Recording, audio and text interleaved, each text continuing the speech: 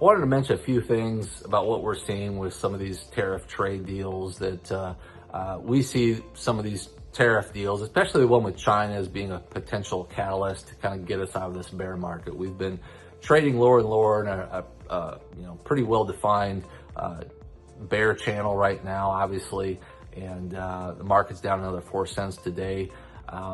We're really looking for a trade deal to kind of get us out of this, and the reason for that is mostly based off of our soybean export market, that there really isn't an adequate replacement to China in the case of our soybean exports.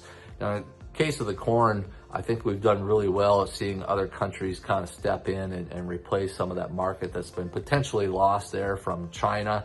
Mexico and Japan have been big buyers, and we have a trade deal done with Japan, and I think we're working on one with Mexico.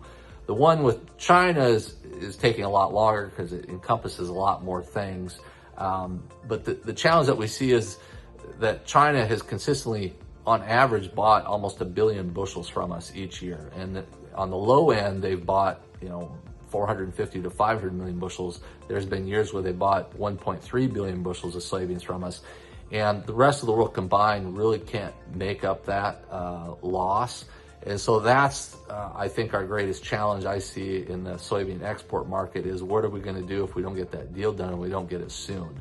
And that's the challenge. Is it doesn't look like anything's going to happen until later this fall.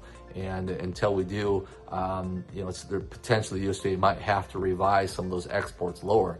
And we're talking about as much as, the rest of the world can make up a little bit, but you're talking about as much as 500 million bushels that I don't think there's a house for or a place to go that, they might have to add on to ending stocks. And our ending stocks in the July WASDE was at 310 million bushels for the 25-26 season. And so you tack on 500 million bushels to that, it takes us to 800 million bushels in ending stocks.